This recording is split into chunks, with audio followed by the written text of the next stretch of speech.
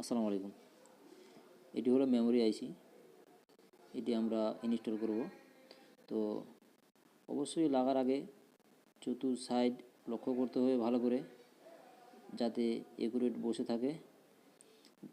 চারো সাইডে যে দাগ রয়েছে এই দাগটি অবশ্যই লক্ষ্য রাখবেন, যাতে কম বেশি না হয়। কম বেশি হইলে পারে একদিকে বেশি হয়ে যেতে পারে, অবশ্যই এটি লক্ষ্য রাখবেন।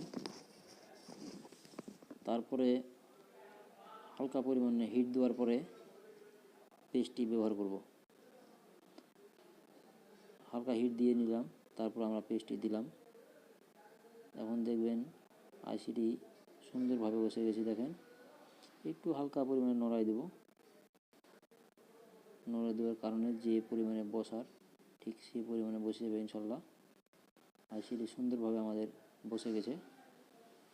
ধন্যবাদ।